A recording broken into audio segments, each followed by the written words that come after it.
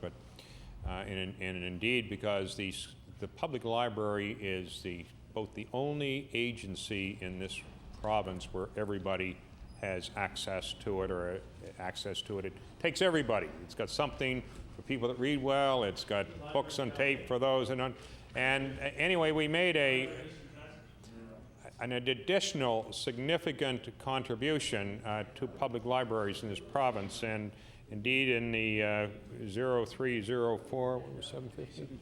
We were able to give them an additional $750,000 for distribution. Of course, the budget amount is up this year. So what I put that out as a preamble to my response, Mr. Chair, simply that I want him to understand that probably no government in recent memory has understood and appreciated the role of libraries more than this one. I'm always surprised, Mr. Chairman, by the honourable member's questions, because he said, I don't want to reflect on parent volunteers and I don't want to reflect on classroom teachers. But Mr. Speaker, when he is implying that good quality books are not getting into the elementary schools of this province, that's exactly what he's implying. That's exactly what he's implying, that the classroom teachers and the parent volunteers aren't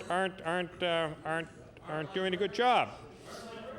But I want to tell you, Mr. Chairman, well, the honourable member from Cole Harbour over Eastern Passage, he might want to put law books in the library or something, but they'd be dated too, because he's been in the house for too long. But we have, since the year 2000, Mr. Chair, this government has put over 1 million books in the classrooms of this province. Now, what I'm going to suggest for the member from Cole Harbour Eastern Passage, and I don't know if his youngster is in school now or not. In an hour? Oh, you're going to talk about him? Okay. But what I want you to do, and I want the member from Timberley Prospect to do, is that I want you to go into some elementary classrooms in this province and take a look at the literacy resources that are in there and how they're being used by the teachers and the degree of reading that goes on in schools now compared to what used to go on. Mr. Speaker, a tremendous improvement. I was in Redcliffe Elementary School last Monday morning, and they had a literacy display. Libraries, a library is a place that holds books. You know, it's we've got 12, 14 libraries in schools. Every classroom has its own library in elementary school now. I was in Redcliffe Elementary School last Monday morning. You know, they had a display of books in that thing that just really, it was, well, you used the expression, blew me away. In their foyer, set up for the students. Every student in that school reads every day. Every day. And I want to tell you that the resources are there. But Mr. Chair, I understand that the honourable member is making a plea on behalf of having a teacher librarian in every school. And I appreciate teacher librarians, and they preferred. But, you know, at the elementary level, right now, we ever get the financial issues really straightened out, then there would be more money, and perhaps that's one of the things that could be added. But the tack that is taken by the Department of Education, which is supported by our partners in the field, let's get the resources into the school. The resources right now are more important so that they can be there and they can be administered by the very able classroom teachers that we have. And for those that are fortunate enough to have a teaching librarian, that is a good thing. On the other hand, I just want to tell you that the classroom teachers, in terms of getting reading material into the hands of students in our elementary schools, are doing a good job. Thank you, Minister. The honourable member for Timberley Prospect with approximately 9 minutes remaining. Well, come out of the junior high school sometime. Come to the wastelands. Come to those grade 8s that are getting nothing because of the neglect of curriculum leadership across this province when it comes to junior highs. All the fancy books and all the decorations in elementary school, but you get a little guy in grade 8 who really has no interest in the school system, you got a problem. He's a discipline problem. He doesn't want to come to school. He doesn't see the light at the end of the tunnel. And let me tell you, middle schools and junior highs across this province would benefit from having a library that's open, an opportunity for them to actually come in and see what's going on. However, I've got another topic, and I don't want to get on one of my personal vendettas. You know, I have a fabulous daughter who works for CBC in the Yukon. She told me one time she wanted to be a teacher. I said, "Are you out of your mind?" Then she told me she wanted to be a lawyer. And then I told her what I really thought.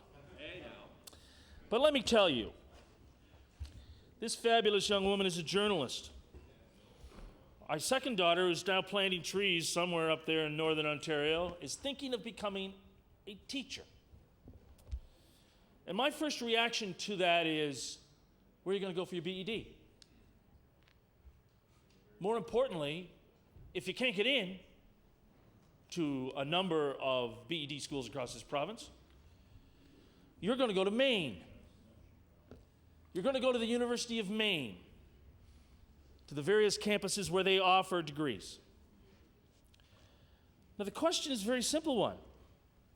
What are we doing having Nova Scotian kids, they don't like to be called kids, Nova Scotian young men and women training as teachers in the United States of America?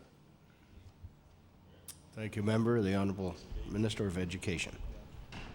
Well, Mr. Speaker, I suppose I could get philosophical about this, having done some of my training in the United States of America, and I thought it was very good.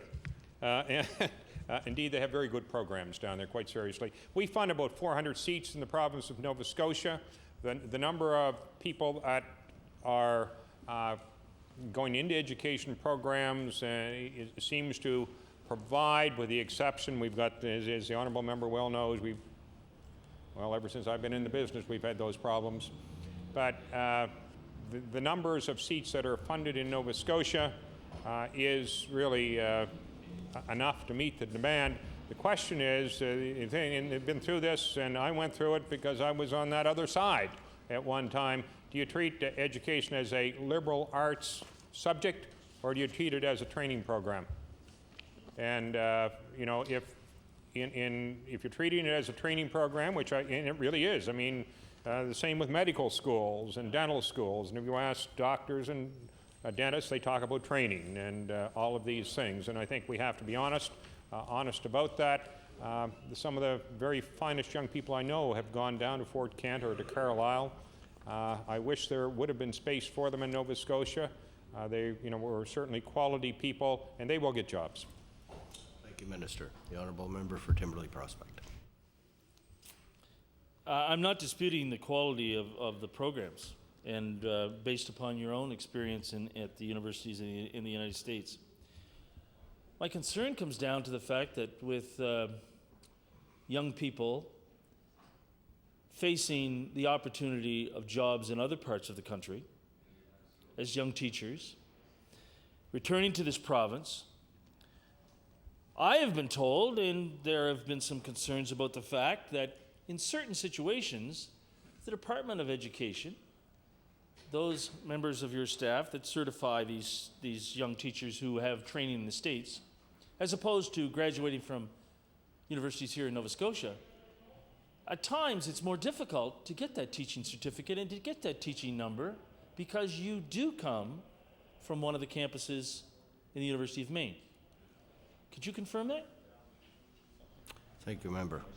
The Honourable Minister of Education.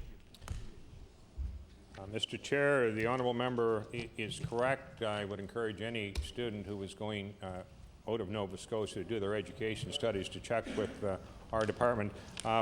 Rightly or wrongly, I believe we have the highest education standards, the higher standards for teacher training in the country. Thank you, Minister. The Honourable Member for Timberlake Prospect. I know my good friend, my colleague from Cape Breton Centre's son is attending Acadia. He has a close friend, a close quote-unquote friend, who is attending a university in Maine, taking a similar education degree. The comment was passed on to us, and I'm always interested in this when my younger daughter makes the choice of her career, as if she might consult and ask me. Where should I go? Should I go for a 2-year education program? Or should I go to the States, where it seems I can get a comparable program in a shorter number of months, and it doesn't seem to be that when it comes down, there's not much difference in the programs.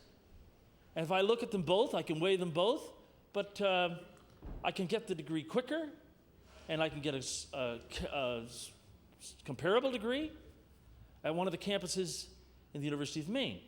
Now, based upon your experience and looking at, well, even where you were last evening at Mount St. Vincent, is it necessary, or should Mount St. Vincent, in your opinion, perhaps I'm out of line here asking the Minister of Education this, but you can see the option that these young men and women are facing. They can get a similar degree quicker and cheaper with less number of months involved by going to the States, yet Mount St. Vincent keeps plodding along with a 2-year program. And I'm wondering if you could comment on that opinion of mine. Thank you, Member. The Honourable Minister of Education. Mr. Chairman, one of the problems that sometimes arises in Canada is the fact that education is primarily a provincial responsibility. The requirements for teacher certification, they aren't consistent across the country. And indeed, at the last meeting the meeting that I attended of my Atlantic colleagues, I suggested that we should look for a national teacher certification standard. And I don't think the Honourable Member would disagree with that, or at least certainly one in Atlantic Canada. And I want to tell you, I did put it on the table. And I also put it on the table at a national meeting. We have good education here. The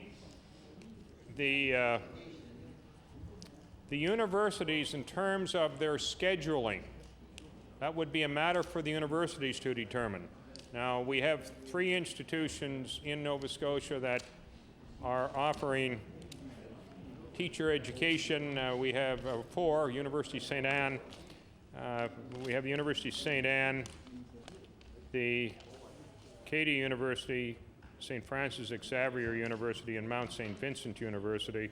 They're all fine schools, but, I would quite candid, I would be happy to see them streamline the program. If they can do it in less than 2 years and want to reschedule to do it, fact is there are certain requirements that have to be met, and that scheduling would be up to the institution. Thank you, Minister. You have about 20 seconds left in your time allotment. Thank you, and thank you, Mr. Chair. I appreciate some of the comments that we've had during these exchanges, and I can assure you that I'll be back at a later time to pursue some of these thoughts. Thank you, Mr. Chair. Thank you, Member. The Honourable Minister of Education. Mr. Chair, I have now some of the information which the Honourable Member had requested, and I don't know if he wants to take it with him, but if you would make copies of that so I could retain one and give one to the Honourable Member from Timberlake Prospect, I'd be grateful. Yes, thank you. Okay. The Honourable Member for Kings West. Thank you very much, Mr. Chair. And certainly, like my colleague from Timberlake Prospect, with an education background, certainly it is indeed a great opportunity to be here and to take a look for the first time of the education estimates, and also, of course, some of the policy plans, programs surrounding public education in Nova Scotia. This time last year, in fact, I was a vice principal and before that, a teacher. So my commitment, I must state very clearly, is that for public education, there is no question of its enormous value, and I would also say an enormous responsibility to be part of the forming of the next generation of Nova Scotians, and in fact the requirement to produce solid citizens, and that is certainly incumbent upon the education system. I know also, however, that there are enormous strains when we take a look at the financing of education. Also, different regions and different schools and different school boards also certainly have a number of challenges that are constant, ongoing, and some of them, in fact, complex to bring about a quick resolve. Possibly today I will share a little bit of time with one of my colleagues just as part of our opening. And I thought that I would start off with probably what has been, I guess, the most asked questions or the most emails and commentary that has been brought my way in regards to public education this year.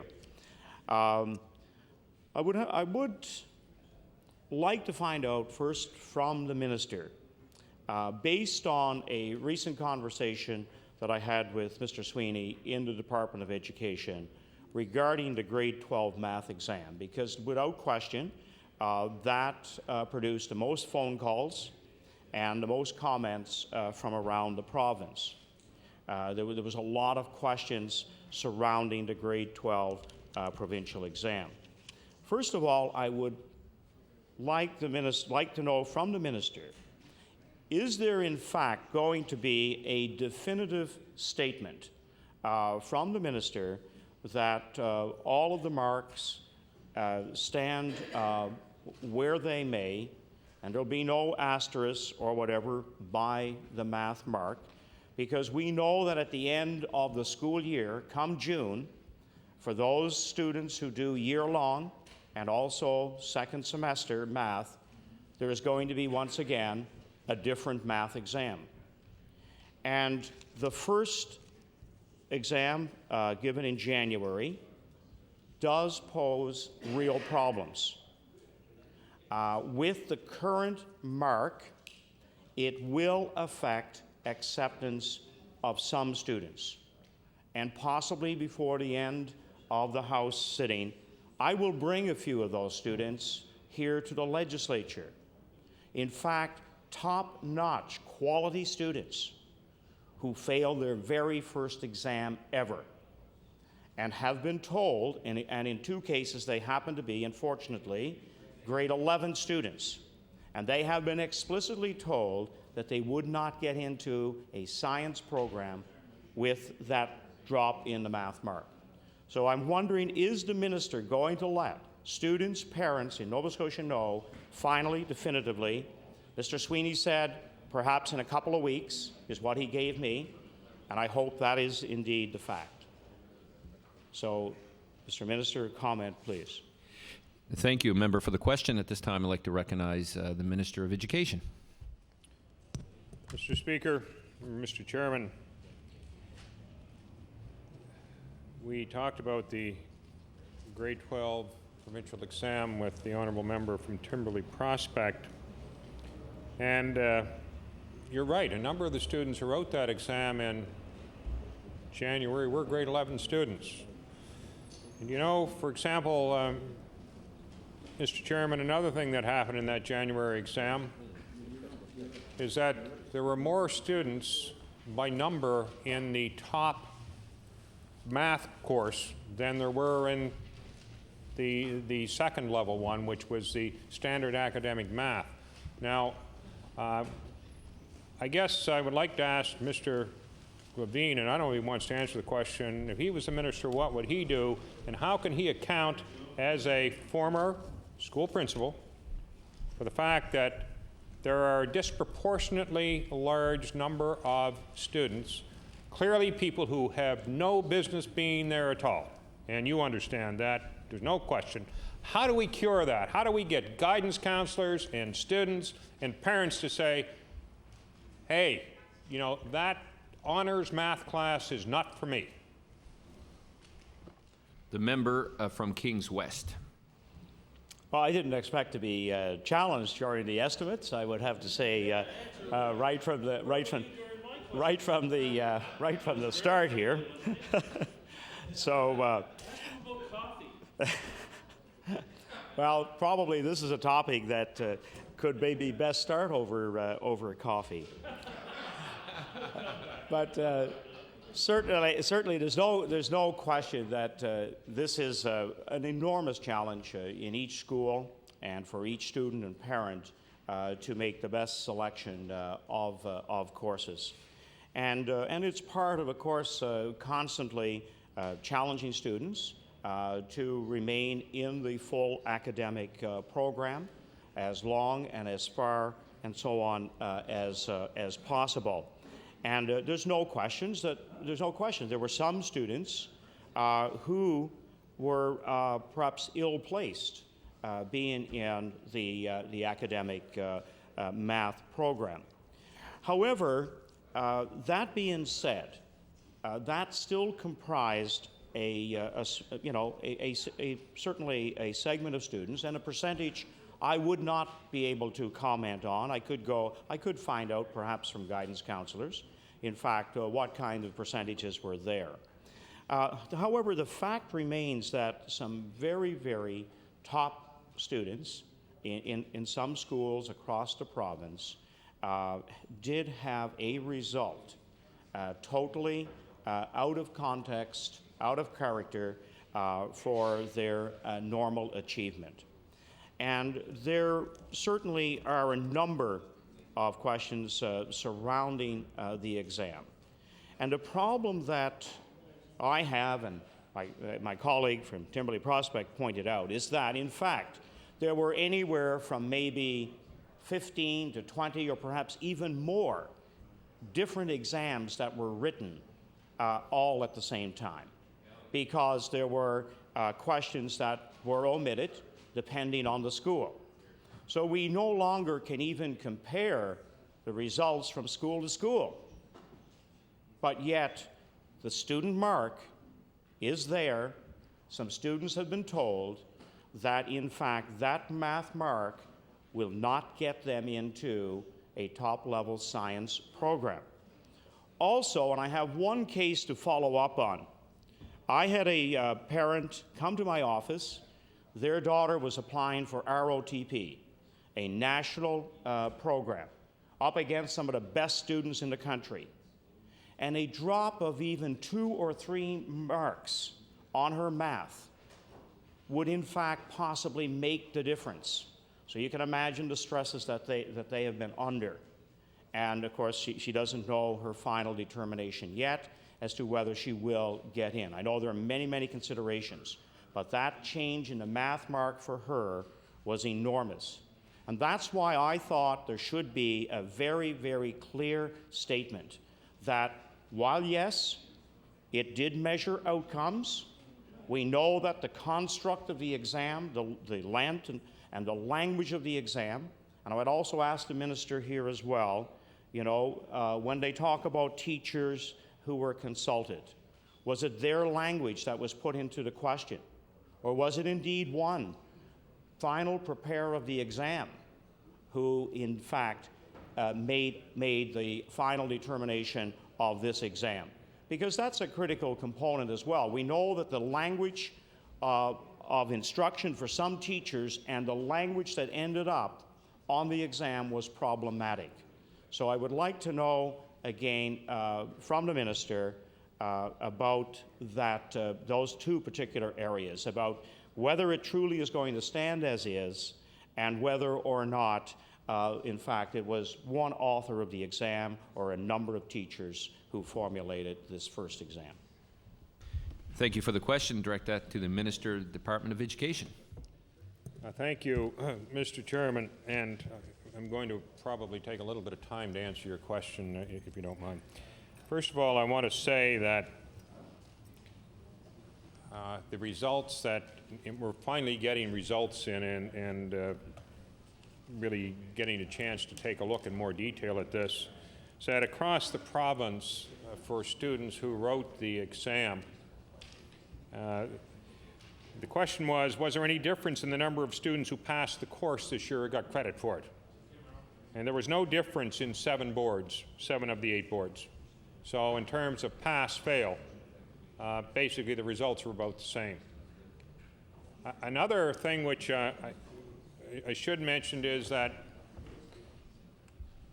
the communication I've had from some of the university people, and again, we haven't sought it, is that they would say that the results of the provincial math exam were no great surprise to them because what they see at the university level would match what the results of the exam were. So I want to say that. The other thing is that I want to tell the honourable member, and he knows this as well as anybody that's been involved in high school education in this province, is that our universities here in Nova Scotia know what marks mean from school to school.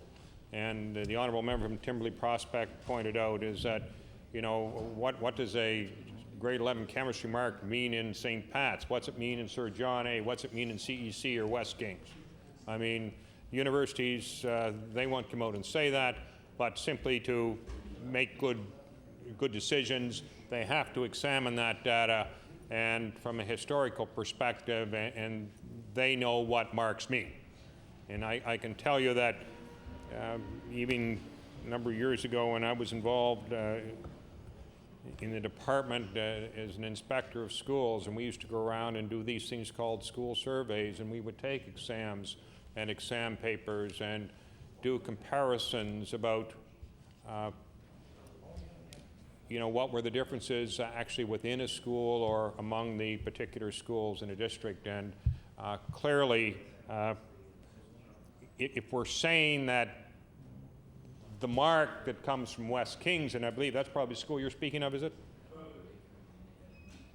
Beg pardon? Yes. A number of schools. The one example I gave regarding the ROTT students. General, I have to call order. The minister has the floor until I recognize you, member. But thank you. Minister, you have the floor. That you will find, and we all know this, is that the marks from school to school and all of these things are going to differ. So when you start making these types of comparisons, it's awkward, and this is one of the advantages of why the department is, with public support, by the way, is basically reinstituting a system of, and has reinstituted a situation or a situation of provincial exams. Now, I can tell you that after talking with people in the department, that the results in the math test are very similar to the results of the first physics test, and you may very well know that, and that physics test is now an accepted part of it. I can also tell you that the math test counts 30%. So the overall effect on a student's academic mark will be mixed. You know, if you agree that the test does measure what was supposed to be learned. Now, the degree of those learnings varied from classroom to classroom, but everybody tells me that it was a valid examination. In other words, it did measure and try to find out if students learned those things they're expected to learn. I can tell you that the new grade 12 math curriculum began in September 2001. So I guess it was September 2001, this would be the 3rd year for it. The previous June, teachers got an implementation guide and a teacher resource. And leadership teams for every school board were trained to lead the implementation of the new curriculum in their schools. And indeed, you were there, the honorable member was there. He may indeed be much more familiar with that than I am, because I wasn't in those days. And anyway, a textbook was custom made for students to teach the curriculum.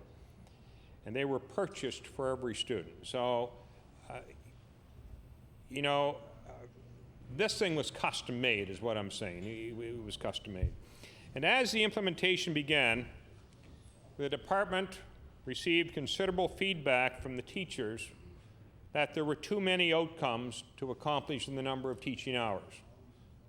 And the department's response was to provide documents showing how to fit all of the outcomes into the allotted time, but teachers said still too much.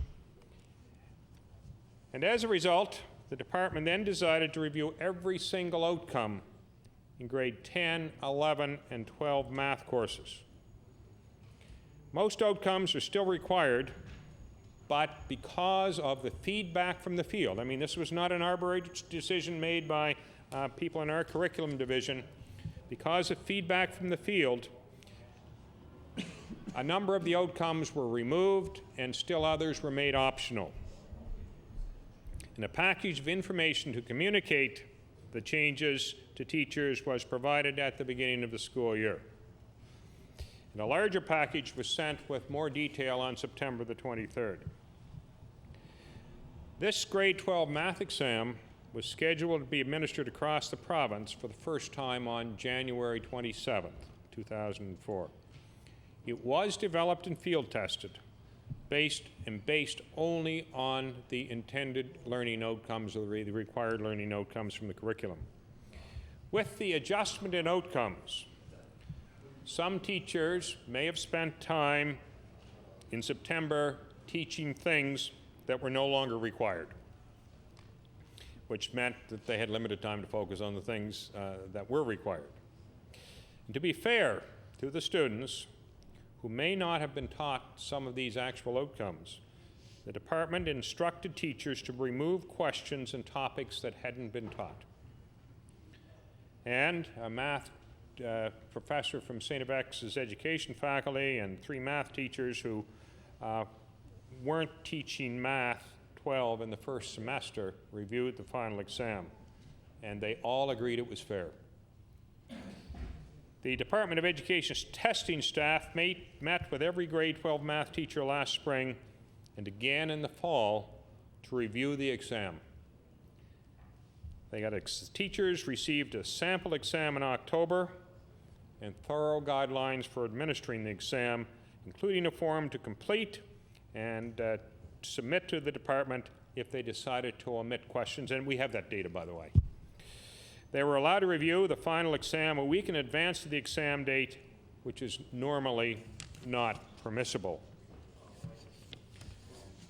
Now, I think the honorable member would agree that the process that was used to construct the examination and the involvement of appropriate people in the field and the guidelines for administration that in some ways it went over backwards. And that he also agrees that the exam was a valid one. In other words, it reflected what students were supposed to learn. Now, we do know that for improvement, and public wants more accountability. Now, I think there are some reasons that some students didn't do well. First of all, quite frank, we cannot absolve students in this. We cannot. This is the tendency for everybody. If something doesn't work out well, blame everybody else, but don't blame the students. And you agree with that. You know, there clearly some students didn't take the test seriously, and they don't take exams seriously at high school. And one of the reasons for that is that with the marking process, and I was there, I did it. you know, the cumulative exams, the cumulative tests and all this, when you're asked to do sort of a summary exam and you are not practiced in that, it's difficult. It's difficult. I mentioned earlier the fact is that there were students who were taking levels of math courses that they should not have been taking. Mr. Chairman, when you have statistics that indicate that more students are in the honors math than in the regular math, I really think there's, you know, there is something the matter when that happens. I mean, math is like many other things. Not everybody can make the varsity basketball team. And all schools have a very selection process for this. Not all students can make the varsity hockey team or the varsity field hockey team or the varsity soccer team. Yet there is something that says simply by the right of attending the school, you have the right to make the varsity math program or the varsity chemistry program or the varsity physics program. You know, there's something wrong with our system when that happens. And when I mean, we know that people are different. And those honors courses are intended, 20% of it? For roughly around the top 20% of students. And when you get 50 to 60% of the students in a school registered in an honors course, there's something the matter there, and you know perfectly well as I do, is that what's going to happen to the course in most cases? It's going to drop down to accommodate everybody. So that's my little rant for today, by the way. Now I've got another one coming too. I might as well get that off my chest too. The other thing that has happened, and probably was guilty of this too when I was in the classroom, we have many, many exceptional teachers in our school system. And we have some teachers, quite frank, that aren't exceptional. We've got exceptional MLAs, we've got MLAs that aren't exceptional. We've got exceptional doctors, and doctors aren't exceptional. I mean, it's the same thing like the varsity basketball team or the varsity hockey team. You know, some people can make it and some can't. This is different. However, one of the things that happened when we decided that when we upped the requirements for teacher education and said that if you're going to teach school, you had to have a degree and you had to have a master's degree or whatever it was that we require, is that the more we know, the less we like to take direction.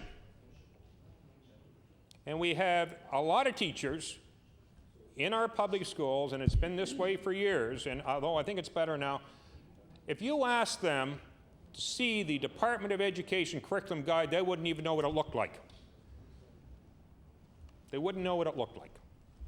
Now that's worse, by the way, at the secondary school than it is at the lower level because you're getting into more academic content. So one of the things that I'm pretty sure happened with that math exam, among other things, is that some teachers, and some, I'm not talking about them all, because we've got many good teachers out there, and when I say this, the other thing that happens in schools all the time is that you have a marvelous, marvelous teacher, and we're indeed fortunate we have so many, who teaches topic A. Now the problem is that the curriculum is on topic B. The student was taught marvelously, had a wonderful learning experience, but what was the problem? They didn't learn what they were supposed to learn. And somebody says, okay, we're going to give you tests on topic B. It doesn't mean you weren't well taught, you just weren't taught the right things. And what I think there is a message in this is that, you know, teachers have to pay attention to the curriculum guidelines.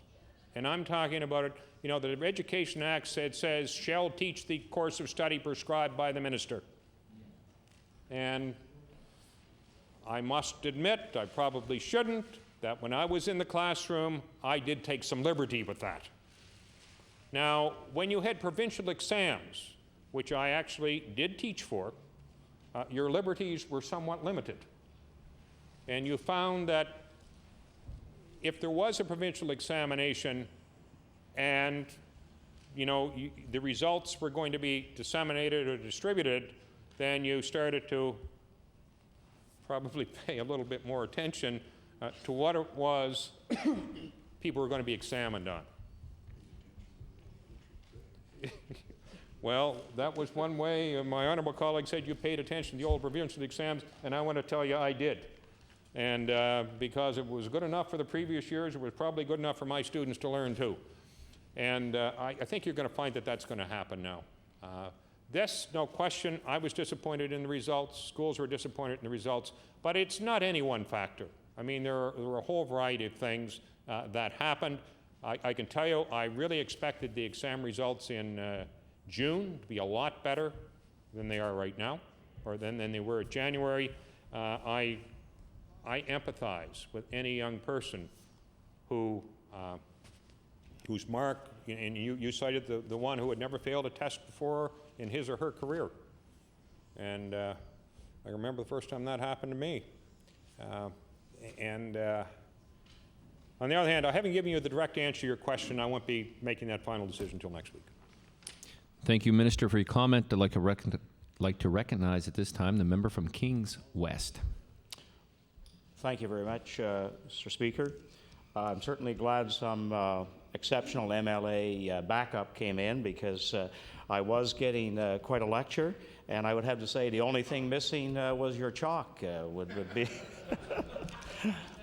But I do thank you for those comments and a general overview of where things have a disconnect with this particular exam.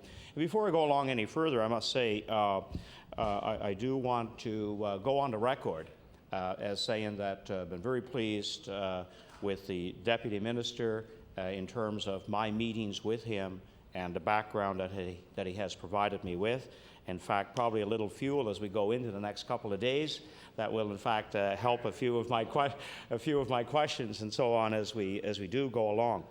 There's at least one further comment that I do want to make in regards to the grade 12 math exam, and having been in the school when physics and chemistry were rolled out as provincial exams. And I use those too because I can't remember at the moment about English, but when they were implemented, and the very first year, they were presented as an option for teachers to use that 30% from the provincial exam. And I wonder why the math exam was not used in the same format, why it wasn't put out as a pilot to be used or not used. Were there pressures there that dictated that it would be implemented, this January and not in fact piloted through? Thank you, the Minister of Education. I thank the honourable member for that question, and it is indeed a good one.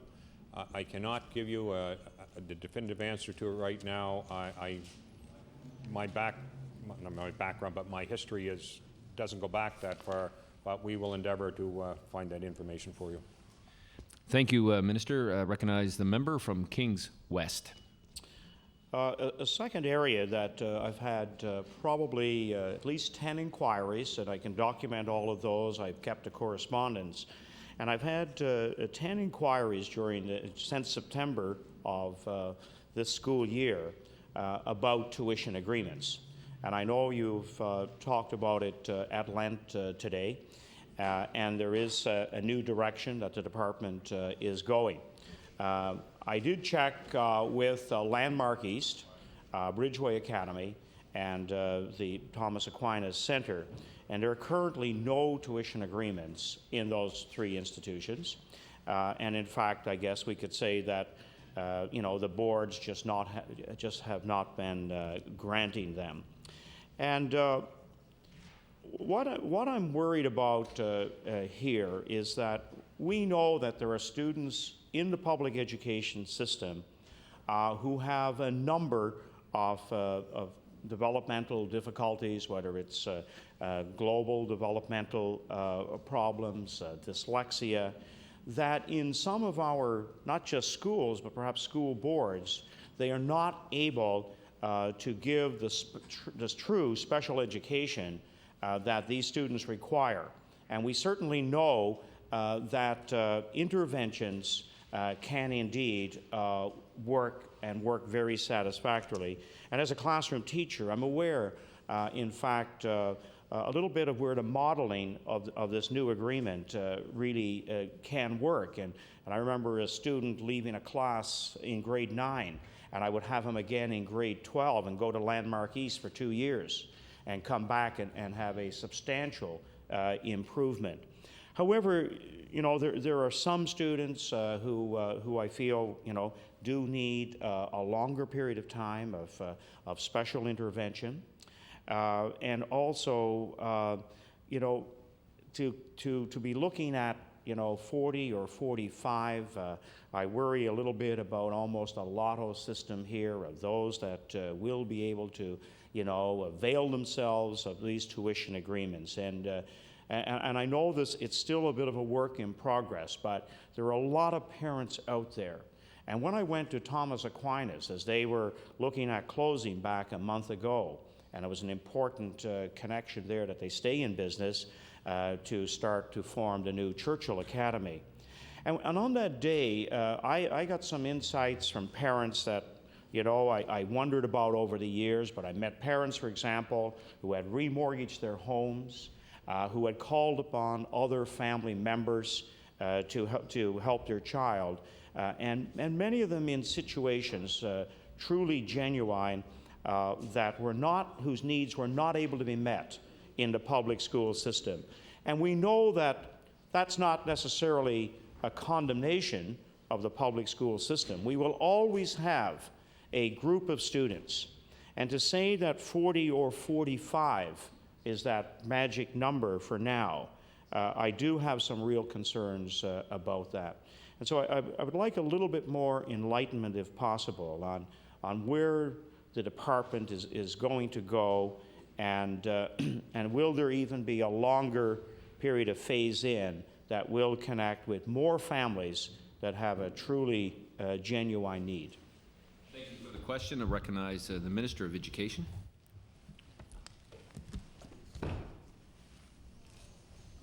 The honourable member, Mr. Chairman, has raised an issue that has guided a fair number of decisions made by government in the past 2 or 3 years. And I'm going to answer your question about the tuition agreement. That was something from the school boards, and the fact that St. Thomas Aquinas and Bridgeway and Landmark East don't have any, this was something that enabled the school boards to basically contract with these agencies to provide subcontract education to one of these private schools, and they've opted not to do that this year. I'm told that last year, that would be in 02, 03, that the Halifax board did have some tuition agreements. With whom they were, I don't know. And I think that's one of the reasons, Mr. Chair, that after serious consideration, the fact that the tuition agreement arrangement wasn't working real well, that government made the decision that if it wasn't working, then we're going to have to do something a little bit differently, and this is where the tuition support program originated. And the tuition support program basically will enable certain students who are, such as some of those whom the honourable member was speaking about, to apply for what we'll call tuition support so they can attend a more specialized school. I want to tell you, Mr. Chairman, that I do know in the case of Landmark East and Bridgeway that they have really done great things for a very select number of students, and they, they do things a little bit differently, and it seems to work for people. On the other hand, I want to tell the honourable member that this tuition support is not something that is new. Back in, I would guess it was in the 70s and 80s, back in the mid-70s, the Atlantic Province's Education Authority used to make money available, and parents applied on an individual basis. And in those days, basically, it was just Landmark, and Bridgeway may or may not have been there at that time for a grant so they could send their child to those schools. Part of the difficulty with it is, and I guess maybe we aren't going to solve that this year, is that the only people that applied to those were the people from down the valley, because they could drive into Landmark. And the other thing that happened with that, too, to be quite frank, is that education systems did not have the special education resources that they have today, and the honourable member from Hants East would know that. And but there was also the odd tendency simply to try and put a student, to get them through APSI. They had to be recommended by the school board and all of this stuff too, because they didn't want them in the school system. It wasn't that they really needed to go to Landmark or Bridgeway, but they were maybe a little hyperactive or something like that, and this seemed to be a good place. Anyway, government somewhere made a very good decision to really invest in special education in the school systems. And indeed, I guess you can see that some of the things that we've done the last few years, for example, this year we give $48 million to school boards for special education. That's targeted. And school boards spend a considerable amount over and above that to serve special needs students. So the tuition support, I guess, is in recognition of a couple things. I guess one is recognizing that really whatever we do in the public school system, if a person's got a severe learning disability, we just might not be able to help them. And secondly, is that the tuition agreements don't seem to really be going anyplace at this time. Thank you, Minister, for your answer. I'd like to recognize the member from Kings West. I guess just a short question then, as a follow-up here. That is, Mr. Minister, will there be by this September, or certainly by August, as parents start to make final plans for their children this year, will there be a definite number of agreements, and will the I guess the directives as to how they can be applied for, and what kind of assessments will be needed, will that be in place, let's say, come August? Thank you for the question. I recognize the Minister of Education. Mr. Chairman, in terms of a specific number, the answer is no, but we will have the criteria developed and hopefully out in the public domain by the end of May. Thank you, Minister. I'd like to make note that you have 20 minutes left in turn. I recognize the member from Kings West. Just following along the line then for at least a few moments now, maybe come back to it next week, on special education. I did note, at least on 2 occasions this year, when boards talked about the need for special education teachers. And what I'm wondering about, and what I guess maybe first of all as a preamble, I have a little bit of a strong, feeling about this, or thinking that has developed over the last little while, and that is, as we've developed, the inclusion model and the IPPs, and we've brought in a lot of support people into our classrooms across the province, but I would have to say, and that not as many fully trained special education teachers, however, have come into the schools. We seem to be hoping that quite an amount can be accomplished by our EAs and EPAs. And I know the Strait School Board, for example, this year called for the need for additional special education teachers. Because I would have to say that over the years, some of the great heartening moments, of course, are when a student makes a dramatic change over a couple of years and so forth with special ed intervention. And I really do have to say, perhaps, that we are shortchanging ourselves here in Nova Scotia with not putting sufficient, fully trained special ed teachers in the classroom, and I'd like a comment on that, Mr. Minister. Thank you for the question. Recognize the Minister of Education. Minister.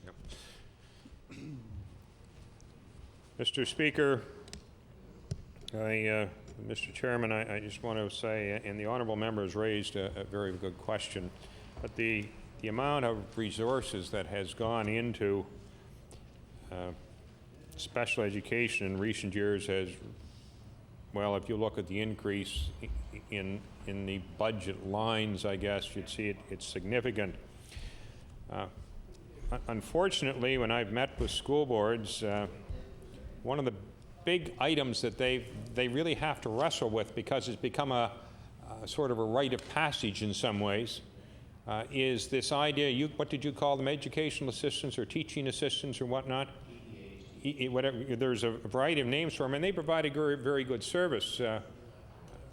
And they're very, very competent, but I think the number of those, and I'm going back to something I think 2 ministers ago, Minister Purvis said it had gone from something like 7 to 1,800 over 4 years, or something like 700 to 1,800.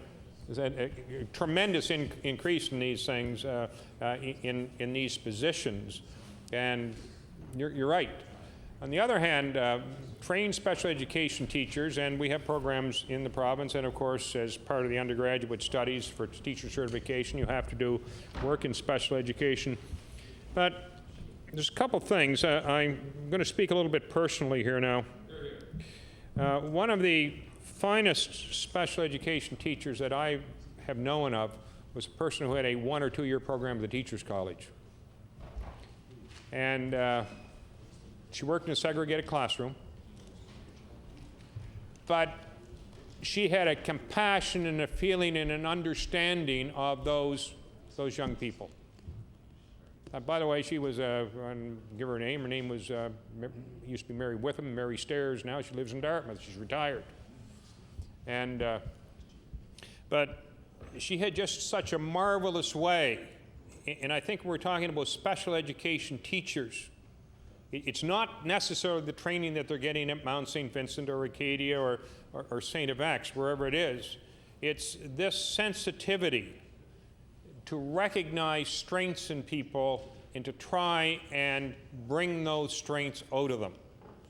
So it's a combination of training and understanding, but as importantly, it's being a person and being able to relate to them. And when we select during the process of teaching, and you know, I don't think when I was teaching, I would have been real good at that. I mean, that wasn't something that I really, you know, but there are others that can do it. And so I think we have to, rather than looking at the special education part, we have to look at the can-do part.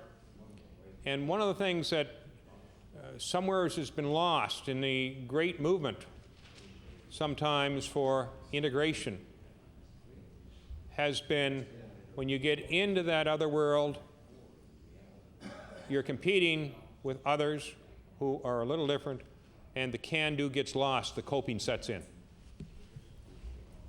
Thank you. Recognize the member from Kings West. I did get some philosophy on that answer and experience from the minister. And maybe it's something I'll come back to when I actually have a few statistics as well to put into place. In regards to my next area that I'd like to ask the minister about is school autonomy, and I have some real difficulties with the cookie cutter model that we are going down, and I just want to take up one area in particular today, and that is semestering versus non-semestering. And we know that there are schools across the province who are going through tremendous struggles in this regard. And there are big implications for some schools. And I believe the Deputy Minister was at a meeting in Bridgewater to that very, very effect. And we see, however, I think it trending in some other provinces to allow schools, school culture, school structure to come forth and deliver the best possible program that they feel under their circumstances that they can deliver. And I just wonder, do we have to go the way we're going? Can't we allow the administration, the schools, and even the school central office staff who have some, I think, great insight and knowledge and statistical data to support what they are doing? I know colleagues, for example, at Horton, who did everything they possibly could to hold out against semestering. And there are 2 or 3 teachers there who I would categorize not as the best in AVRSB, but not just the best in the province, but perhaps the best in the country, and who feel absolutely that they are not delivering their best teaching and the best processes through semestering. Now, I know they're only into it a short time, and I have a bit of a call here, and I wonder, is it de facto that the whole province will in fact be semestered, and certain autonomies in schools will be lost? Thank you for that, member. I'd like to recognize at this time our Minister of Education. I'm not sure whether I thank the honourable member for that question or would ask him to withdraw it. It's been an item, one that's been drawing to my attention quite a number of times since I've been Minister of Education. Most particularly is at the high school in my community, Cobequid Education Centre, and the one in the honourable member from Hants East community, the Hants East Rural High School, are big schools, and probably their opinion would be similar to that of some of your friends in Horton. Having said that, the department, I guess, has moderated its stand on semestering during this year. I'm going to ramble on a little bit about this. It's a perplexing issue for me, and quite frankly, as minister, because I had never experienced semestered high schools when I was in the business. I had experienced split shifts, which when I think of it, I guess we're pretty close to being semestered. When I started my teaching career, we had split shifts at the old Truro High School. And being a new teacher, I had the privilege of teaching both shifts. That's, it's a junior seniority thing, and you all appreciate that. But I learned, and that was an excellent school. What we have asked schools, if they don't want to become fully semestered, then to submit a plan where they can implement partial semestering.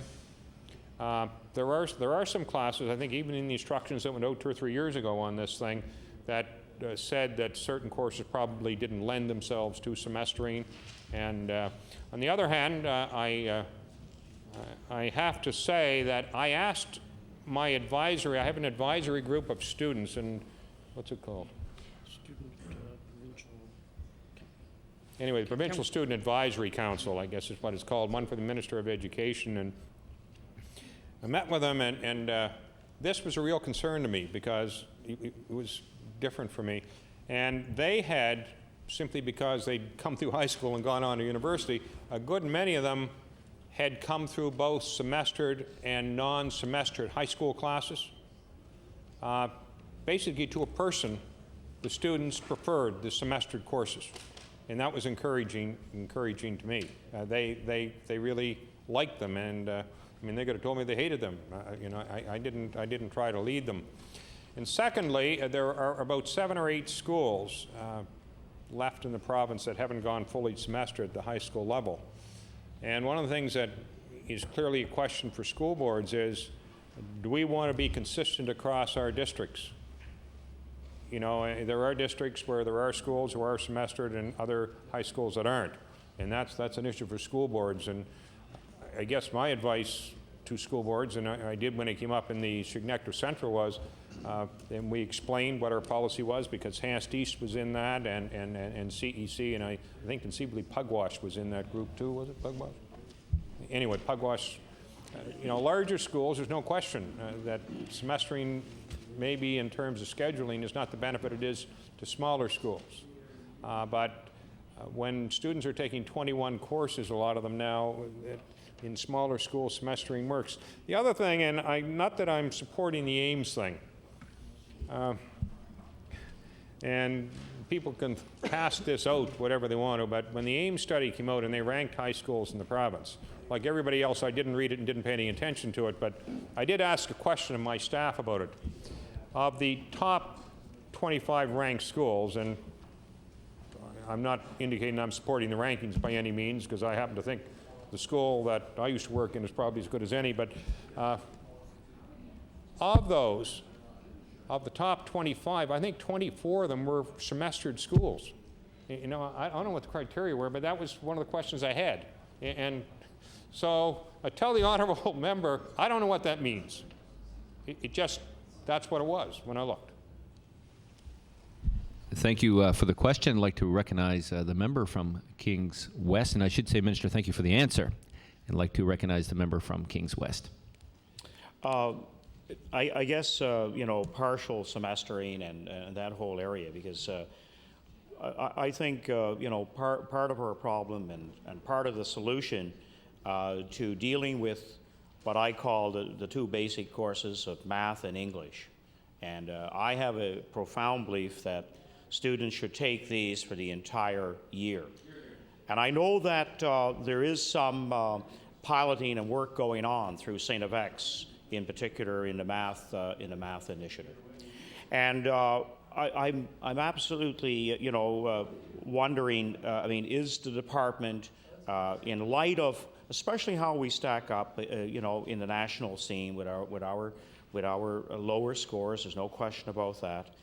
And with our math and English, I believe if we had them across high school, 10, 11, and 12, full year courses, or it could be divided, even semestering, but I think we absolutely have to have those in place. And I'm wondering if the department is taking a serious look at this and doing any kind of research to perhaps address this particular issue. Thank you for the question. Recognize the Minister, Department of Education. Thank you, Mr. Chairman. The department has been following that, I guess, position for some time, and indeed it is the recommendation of the department that, at least in grade 10, that English and math courses be full year. Now, individual schools would have to make the adjustments beyond that, and of course, some of them aren't doing the full year courses there. I can remember a number of years ago that QEH and St. Pat's, and I think, well, at least those two, and whether Halifax West, I can't remember, but I remember at grade 10 English, which probably reinforces what you said, is they used to, whatever their cycle was, they worked as though you had a couple of extra periods of English and math at the grade 10 level. And so I think we would recognize that it's probably desirable to try and have those full year courses in English and math at grade 10. Thank you, Minister. Recognize the member from Kings West. One of the topics that certainly comes up a lot, whether it's in the staff rooms around schools across Nova Scotia, certainly still is the inclusion model.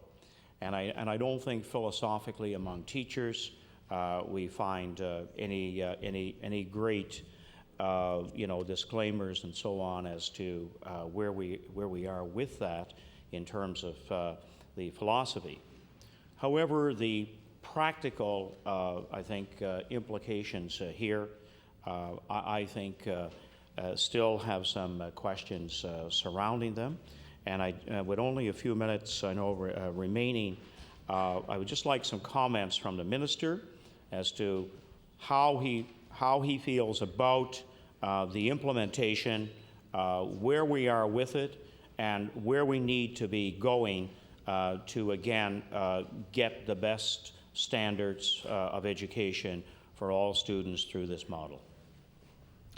Thank you for the question. I'd like to recognize the Minister of Education. Minister, we have approximately 3 minutes. Thank you, Mr. Chairman, and I can tell the honourable member that since inclusion became the norm in the province, it's probably been the #1 issue for teachers, and agree with that. And and it continues this year. When I've met groups of teachers this year, it continues to come up.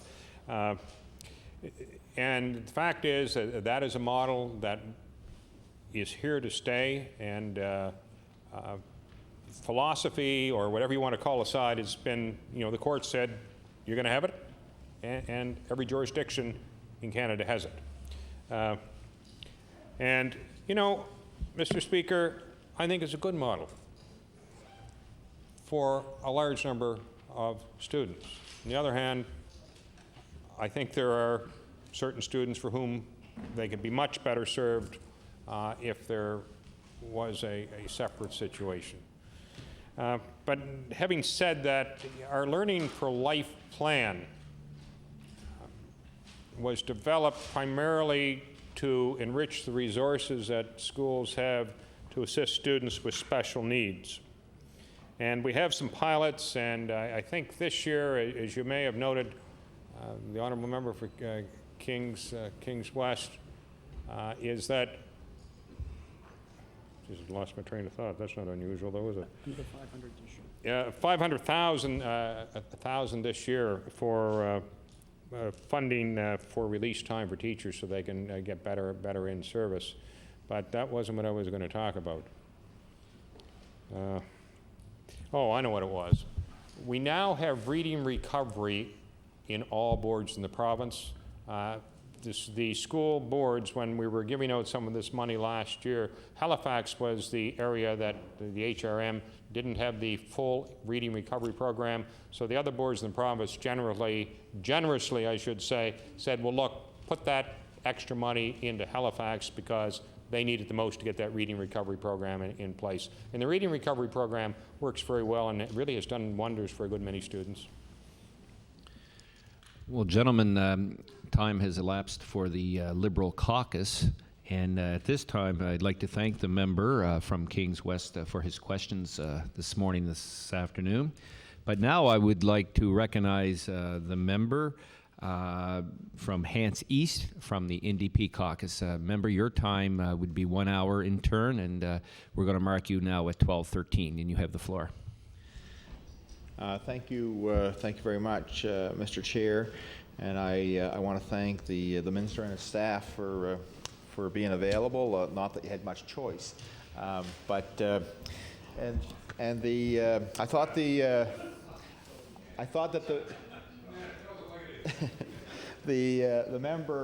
member from Kings West raised some very good points, and some of those I'll come back to. But one of the things that is on my mind right now, Mr. Minister, is it seems to me that back in '93, when the province was trying to deal with liability around the teacher's pension, unfunded liability. And I think it was after 10 years, there was supposed to be a review of that. And I think your government has said, once the review is done, we're willing to look at whatever dollars are necessary. And so to this point, the review, to my knowledge, hasn't been done. So I'm wondering, when's that going to happen? We're in 2004. Thank you for the question, member. And at this time, I would like to recognize the member from Truro Bible Hill and also the minister of the Department of Education. Thank you, Mr. Chair. There is an ongoing pension management committee. I think the honourable member is aware of that, and it does review that situation and circumstance annually. And of course, we have a director of the pension, and there's no question that teacher pension fund is not the healthiest. I asked yesterday in anticipation of this question, and I think it's funded right now to the teacher's pension fund is about 77%, and it was down a little bit from the year before, where it was 86, and of course that reflects the general market condition. We're not in, as you remember, a few years ago, the public service pension fund in the good years, and they had a pension holiday among government employees, that because the fund, I think, the legislation said it could only be at 110. Now, the fact that it's only 76 and a half, you know, I can understand why it is concerned, but you can remember what it was probably when we had that good years to bring it up. And I can tell you that from, again, in my experience, that both sides have to wear this. There was a pension management committee that was made up of teachers, people from the teachers union, and representatives of the government, and both sides, and I don't know for what reason you want to call it, everybody knew what shape the pension fund was in, and everybody knew that the contribution should be increased on both sides, but nobody would do it. And I think, when was the top-up made? Do you remember that, Darrell? It was roughly 98. Yeah. About 1998, there was additional monies put in the fund, and that's the reason what it is now. But it was a situation, quite frank, that happened, and both sides have to wear it. And of course, the investments are in there for the long term, so you know, maybe next week it'll be up to 90%. Thank you, Minister. I'd like to recognize the member from Hants East. Thank you, Chair, and thank you, Minister. The annual review you talk about, I guess, with the management committee or whatever, but that's not really the review that was supposed to occur in 2003. That's my understanding. So that's the review I'm talking about. So why are we having a disconnect here? Thank you, the Minister of Education. Mr. Chair, your comment could be absolutely correct. Neither I or my support staff know about that review, so we're going to have to look it up, and hopefully we are not delinquent. Thank you, Minister. The member from Hants East. Okay, and I'll try to bring some documentation that I know I have in my office around that, and maybe after estimates, still, you know, bring it to the minister what I have. I do want to touch on semestering. The minister certainly would be aware of concerns I have in that regard. My colleague from Timberley Prospect raised the standardized testing issue and the math scores. So at that time, when those tests were done, I don't think the schools in my area were done. I don't think, not semestered. You answer my question. What we tended to believe was that the scores were not really where we would have liked to have seen them. And I guess the point I'm trying to make is I think that's related to semestering. I like your comment. Thank you for your comments, and I'd like at this time to recognize the Minister of Education. Thank you, Mr. Chairman. I guess we'll perhaps find out a little bit more in June. Now, on the other hand, I expect the June results to be better than the January results, and I think there may be, we're going to have to probably try and find out, you know, what really, if there is a significant difference between the results, what caused it. But I think that maybe because I have every faith in our young people to learn things. And I think we will find that students will take a little bit more seriously, and that everybody will see that their learning is perhaps a little bit more curriculum focused than it might have been in some of those schools that wrote in January. Thank you, Minister. Recognize the member from Hants East. Thank you, Chair. Thank you, Minister. Well, I never taught in a semestered school, but I have thoughts about what my colleagues who are still at Hants East, or even those who in Hants North, are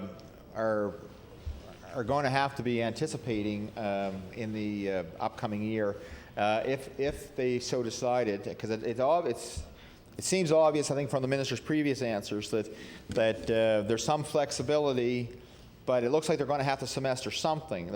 You're not saying, okay, you don't want to semester, don't semester. So it looks like you're going to have to semester something. And I know from conversations the Minister and I have had on this issue that there's not really anything about this process to move towards semestering that actually is related to educational outcomes. It's related to administrative goals, budgeting goals, whatever. And I would say the big one here is trying to reduce dollars. And I don't necessarily see, if you're not going to invest more money in education, or at least significantly, because I see that, and this comes to the issue of inclusion, which I'll get to later, but if you're not going to make appropriate investments in education, for heaven's sake, don't be cutting it. And I would say that semestering allows for that. And whole questions around teachers and what teachers teach in relation to standardized tests or quasi-standardized tests, comes down to trying to fit a square peg in a round hole. You have teachers with 10, 15, 20 years experience. All of a sudden, you implement semestering or some other feature for administrative efficiencies, and the next thing you know, Mr. Jones, who has been teaching industrial arts, is now teaching math. And if the Minister is going to try to convince me that doesn't happen, well, I want to say I might have been bored at night, but it wasn't last night. So there are lots of things that happen within schools, and where administrators are forced to juggle what kind of comes down from the board, which kind of comes down from the department, and in terms of trying to meet the educational outcomes that are planned by the curriculum. It's great to say teachers aren't meeting the curriculum, but there's reasons for that. And the least of which actually is the choices of the teachers. And teachers do what they're told. And sometimes what they're told makes absolutely no sense whatsoever in regards to trying to meet educational outcomes of the curriculum. They couldn't do it if they were 3 people.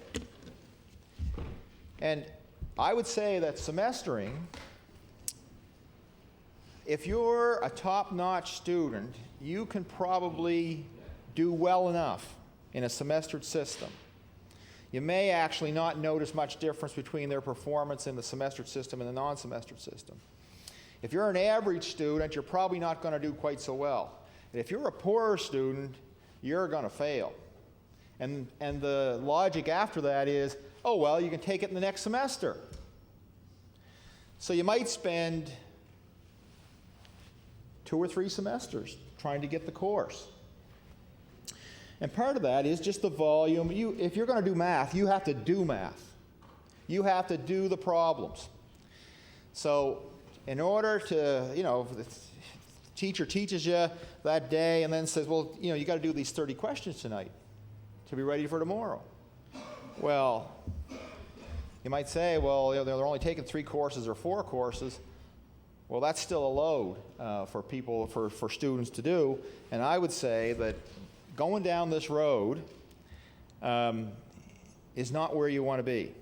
And if you really want to take a look at what the results of those tests are, I would say you really should read into that semestering may not be the right place to go. And I'm definitely hoping that whatever results you get in June, you'll pay attention to for that. And I'd like to know, because if there is one thing I do believe, Mr. Minister, is that you have enough experience in the classroom, in the system, to actually know that there's some validity in what I'm saying. So I'd like your comments. Thank you. I'd like to recognize the Minister of Education. Thank you, Mr. Chairman.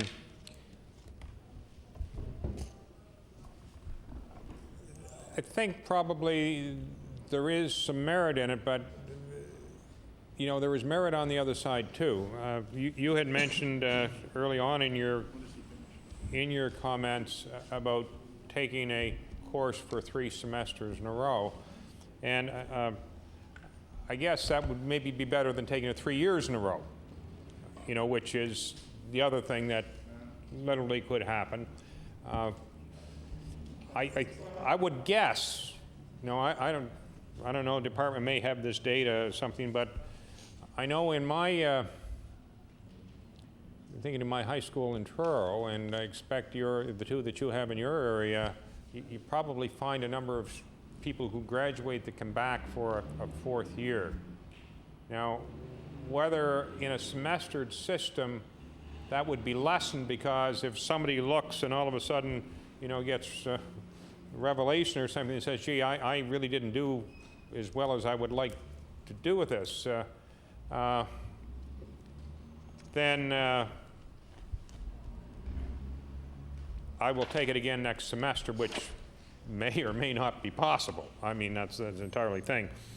One of the interesting questions, you just twigged something for me which I hadn't thought of before, and of course, with the grade 12 math results, which you alluded to, and we're going to take a look at that, is that how many of those students who were disappointed with their math mark in the first semester are retaking it? It would be an interesting thing, because they would have that opportunity.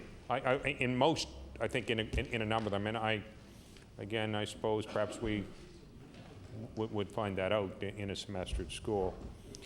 The other points that you made, re-semestering, the information that I have read, and including the research, is that basically it is inconclusive about which system is better. Now, there are, for example, I did meet with Mr. Wheelock, who was principal of the Hants East School, and he came in and he expressed the concerns, his personal concerns, as well as those of his staff. I met with representatives from CEC, Mr. Barrett, who was a principal there, and a couple of other teachers, not with Mr. Barrett, but at a different time. And there's no question that part of the difficulty with semestering is because it's different for teachers. And we all know it's when you're very comfortable in a comfortable situation in good school, then why change? If it's not broke, why try and fix it? And I was thinking back to you had a young woman graduated from Hants East last year that I'm not mistaken got a whopping big scholarship and did extremely well at Dalhousie University, and really she may have led the first year class or something like that. But I tend to think of a young woman who was such an able and interested student like that probably she would do pretty well regardless of the system. So some people are going to react perhaps better to one system than the other, John. Thank you, Minister. Recognize the member from Hants East. Thank you, Mr. Chair, and thank you, Minister. And to part of that, I agree. I mean, I can think of students that I've had. You know, I taught grade 10 biology for a number of years, and you know, had a reputation for pouring on the material. And you know, I can think of a student that did very well in the course, was on the basketball team, was in the band. If she was away on a school trip for whatever, either one of those, you know, come Monday morning, she was in my classroom. What did I miss? And you know, I mean, there are those students that you know, thrive on that, and they're ambitious, and they're talented, and they're able to carry that. So in whatever situation, but if you say, well, and it's something that I noticed certainly, you know, in '98, prior to '98, when I left teaching, was that we had more and more students coming back after grade 12 to upgrade or whatever, which was a new phenomenon. You know, actually, you know, there was one or two for a while, and then you started to notice you were getting 10 or 15, and I don't really want to see the system, and you know, and using semestering as to say, you know, this will make it easier for that. I mean, I don't want to be planning a system based on failure or you know, lack of initiative, and gee, semestering will help facilitate these students. You know, that's I want to see a system that actually makes it maybe more difficult to come back. That you know, if you want to plan to do this year over again, well, that's a pretty big step. So maybe it's more of an incentive to actually do the work while you're taking this trip, and try to do the best you can instead of making it easier to come back.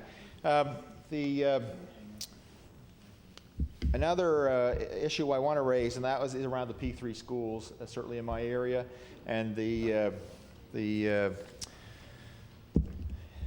difficulties that some of the community, and actually I think the school advisory group has raised some concerns for me. You certainly would be aware of you know, Mr. Walter Farmer, who's on the Enfield School Advisory, and he raised this issue with me, and I know the bill before the House doesn't address P3 schools and access to them, but I know the minister has stated, you know, we're working, trying to find flexibility. So I'd like to know, looking over the horizon, what you see coming, because it seems to me that this has kind of already been decided with P3 schools, that there isn't much room for maneuvering there. So, Thank you. Recognize the Minister of Education.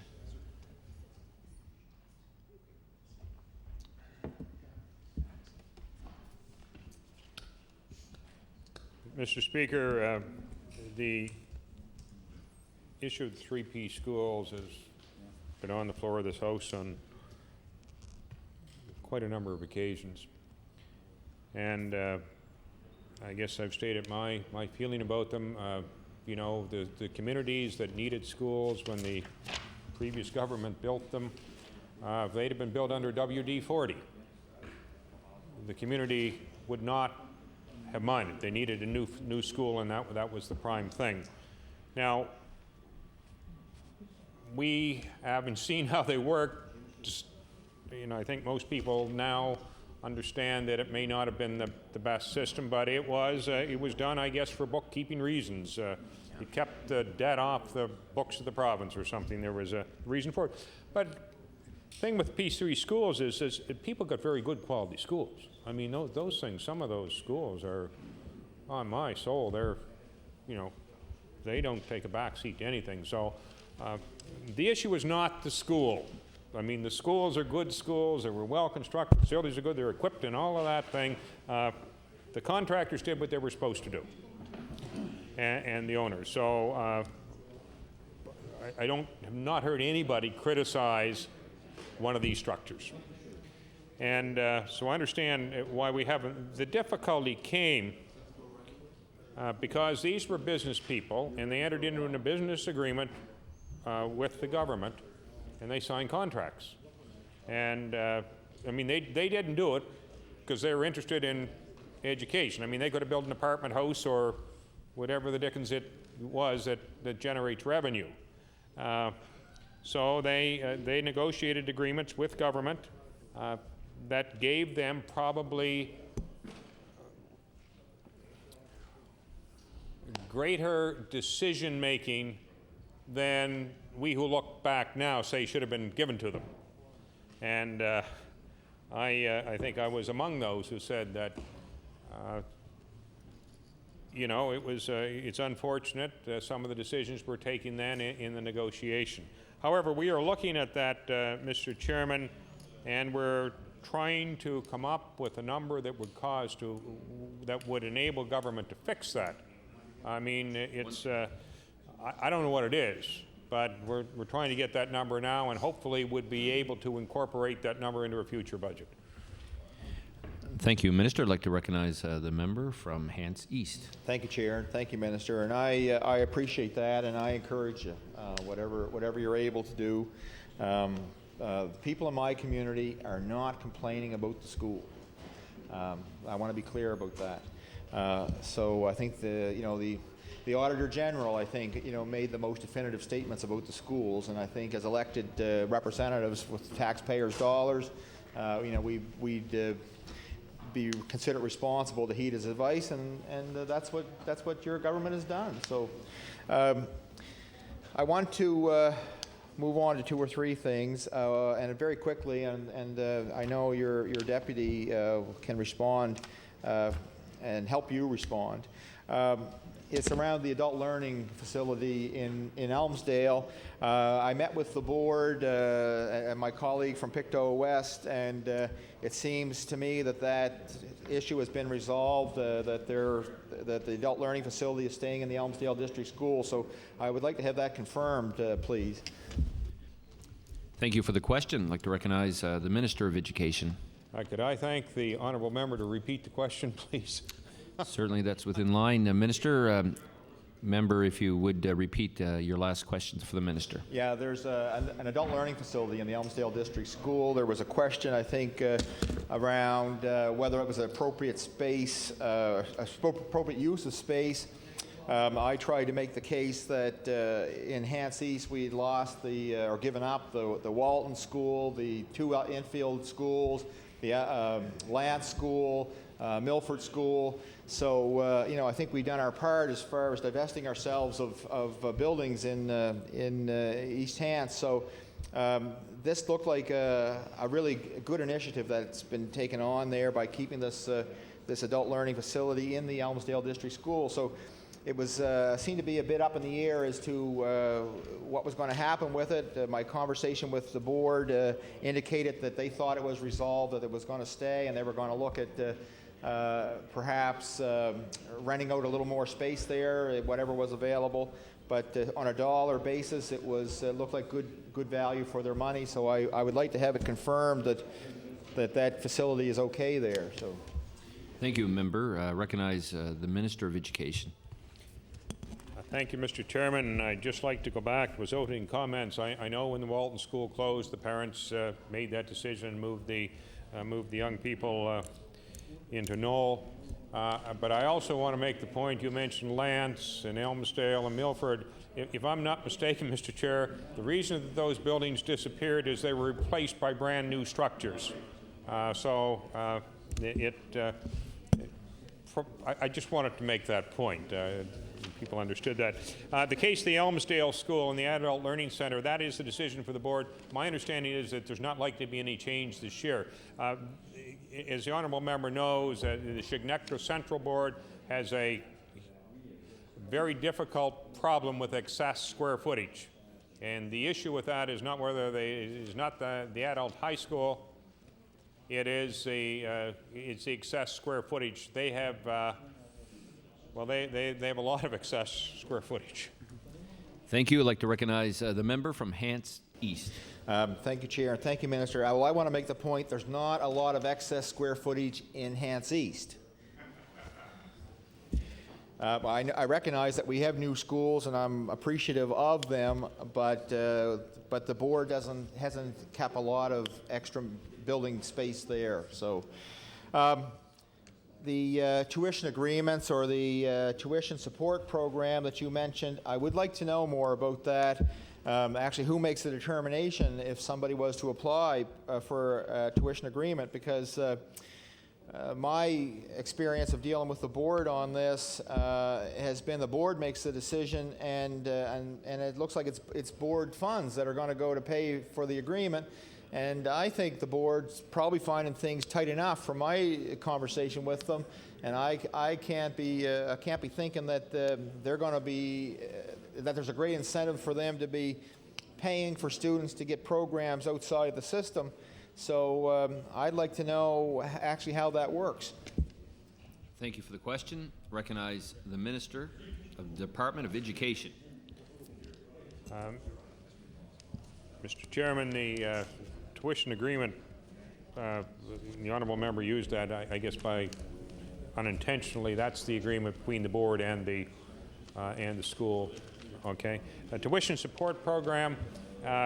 It will be a decision of the parents and the board, and they will make that decision and that recommendation, and the funding will follow them. If there's a dispute, then the ombudsman would be the person who would become involved. Thank you, Minister, for the explanation. I'd like to recognize the member from Hants East. Mr. Chair, how much? I'm thinking I only have about 2 minutes. How much time do you have? Oh no, your time is finished at 1:13, Minister. So you have 23 minutes, 33 minutes. Lots of questioning yet. Yeah. Well, my intention is to share with my colleague from Dartmouth Cole Harbour. So, so I don't intend to infringe on his time any more than I necessarily wind up doing. I just wonder if the minister could tell me what you're allocating for that tuition support program. Thank you, Minister. The money that's been allocated for the administration of it right now is $200,000. Now, when I talk about the administration, the ombudsman obviously is part of that, but then the tuition in some of these schools would not be covered by the per student grant, and we don't want people to be denied because they can't afford it. Thank you, the member from Hants East. And that program is up and running when the budget's approved? Minister. It's our hope to have the criteria for the program established by the end of May, and we hope to have it running by September. Member from Hants East. Thank you, Mr. Chair. Well, I want to thank the minister. I think that's an important step. I have to applaud you for that. I do have parents who would be very interested in looking into that. The last thing I want to mention is around the issue of inclusion, as the member from Kings West did as well. And I want to tell the minister that this is an area that if this is a road that we're going down, you know, the minister indicated the courts have said that, then I can only ask the minister to give it the resources that it needs. From my experience, and from talking to my colleagues, not only do we have the special needs students who are falling through the cracks in this system, but we have students who would have not been regarded as the special needs students who are as well, because the teachers don't have the resources that they need. And you know, if you're doing individualized programs, if you have a class of 30 students, which I might have had in a grade 10 biology class, and then you have six special needs students perhaps, and if you had an individualized program for those 6 plus the program for the 30, you have 7 programs. And I would see that trying to accommodate those students and their needs, and to do that in a way that justifies putting them in that situation. I mean, in other words, this system has to work for them as well. And so I don't know that there's any winners. in this situation, and I can see that without funding this properly, if this is what if this is our only road that we can go down in terms of trying to meet the needs for special needs students, then I can only say to the minister, if this is not supported with the resources that it requires, you're going to have special needs students and those who are not special needs both failing in this system, because it's going to be too difficult for a teacher to give the program and the attention to all of those students in a way that really does address their needs. Thank you, Member. The Honourable Minister of Education. Mr. Speaker, the honourable member from Hants East has made some points that I would find it very difficult to disagree with. On the other hand, this government has recognized that, and as they say, that this year there's going to be somewhere in the vicinity from the government, if you count up all the initiatives, the targeted special education money plus the Learning for Life initiatives, which totals up to over $37 million, and then the school boards, I know that I suppose we probably have that someplace in our department of how much they additionally from the 5,700 funding that they put into special education. It's one of those things, I'm afraid, and quite frank, Mr. Chairman, it's kind of like health care. There's probably never going to be enough money to do what we think everybody would like to have done. And could you just recess for a minute? Recess for a minute? Yes, we'll recess for 3 minutes.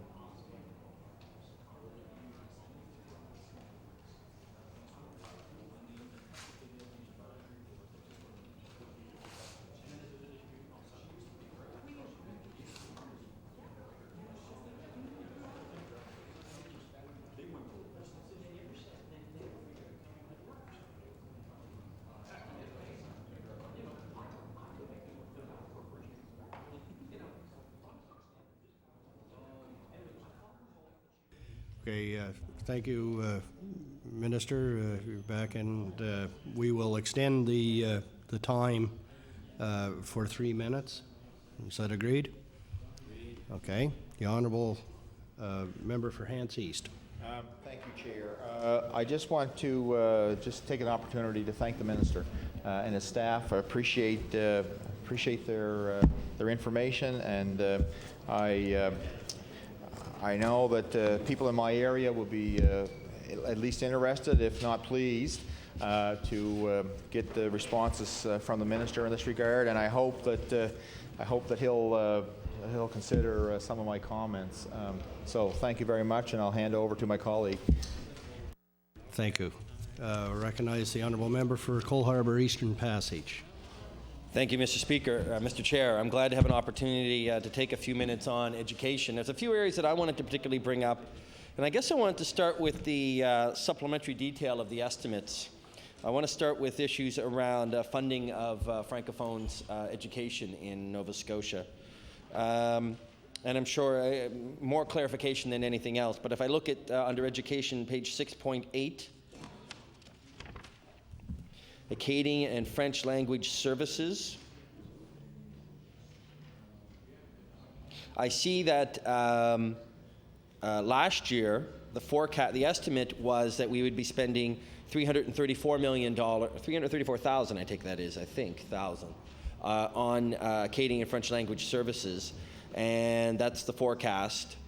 That included 622,000 for French first language, and 363,000 for administration. And this year I see administration's actually gone up, but French first language has practically been cut in half. And the recoveries, which I presume are from the federal government, have also been reduced.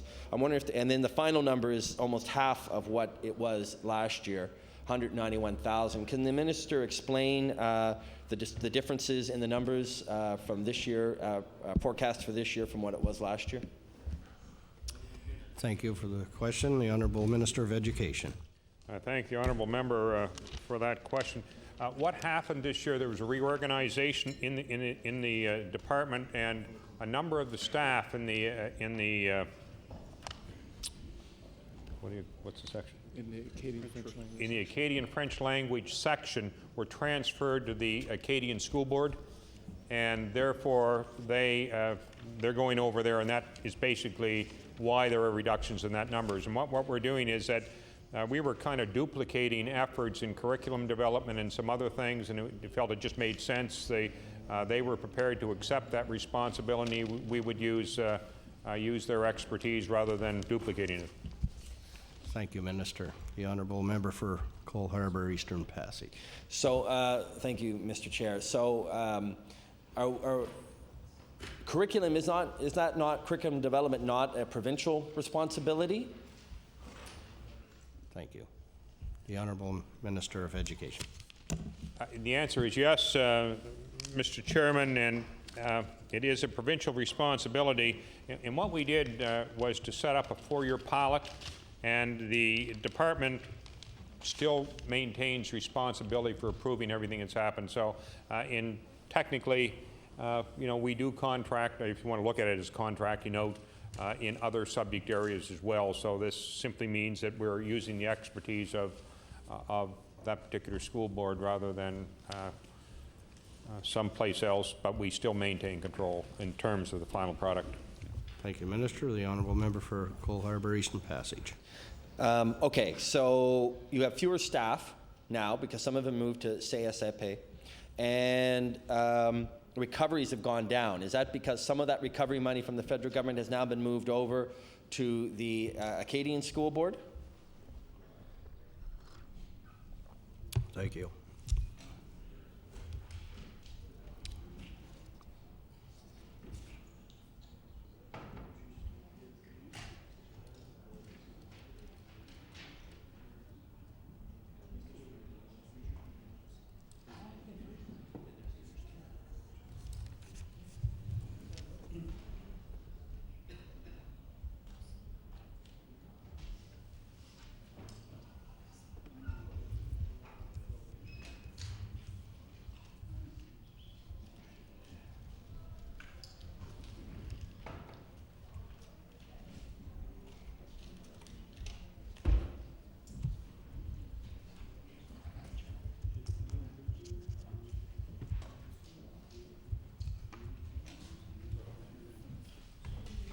The Honourable Minister of Education.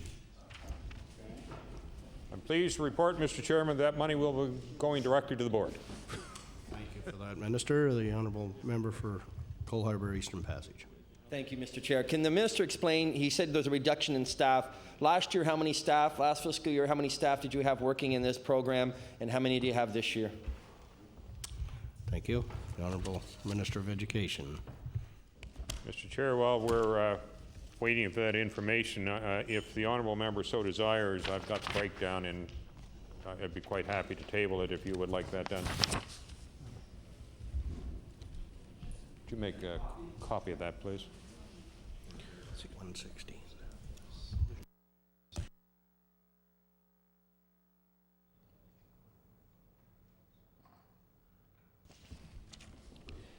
How many did we have last year? Mr. Chairman, we are down 6.5 staff this year in the book. 3 of the French language people were transferred to public school branches, 2 of the secondments, and on July the 31st, so they will disappear. 2 positions were eliminated, and we retained. We had 12, now we have 5. We went from 12 to 5.5.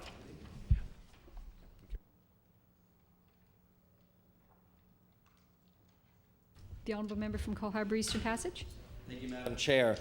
So it begs the question, though, why has administration costs gone up by $40,000? If your staff has been cut in half, why has administration costs gone up by $40,000?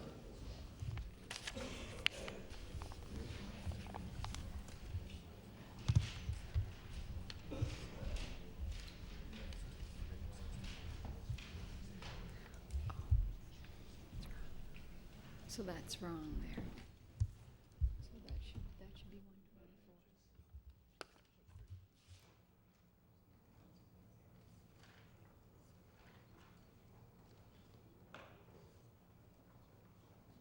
The Honourable Minister of Education. Mr. Speaker, the administration branch was not really reduced by that much. The people that were transferred were the program people, and so the administrative costs for the oversight might not remain roughly the same. So the increase, I'm going to say, was related to salary increases and that type of thing. The Honourable Member from Cole Harbour Eastern Passage. On page 6.10 of the same book, under net program expenses, other grants, French language grants, I see that for the last 3 years, including this year, you projected or estimated 4.09, a little over 4 million for grants, French language grants. And the actual in 2002, 2003 was actually almost 5.4 million. And then last year it was 4.7 million, which is about 700,000 more, 600,000 more. And this year you're going back to a little over 4 million. Can you explain the discrepancies in that? And I guess the second part of that question, does it really matter? Because it seems like it's always covered by a recovery from the federal government anyway, no matter how much the actual amount is.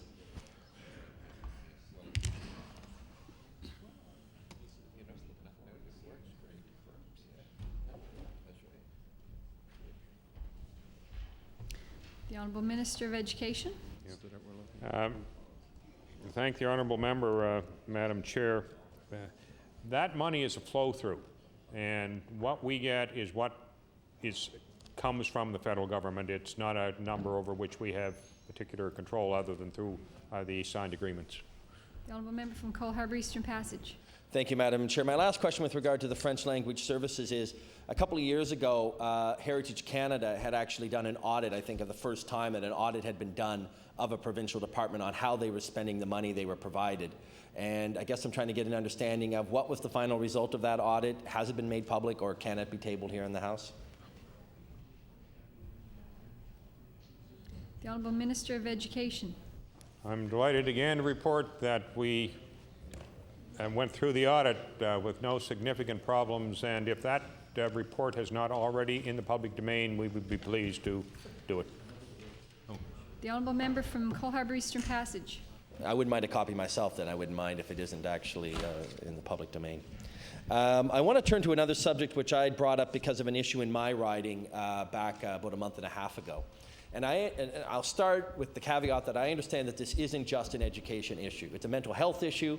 It's an issue that I have seen throughout my area, and it is children.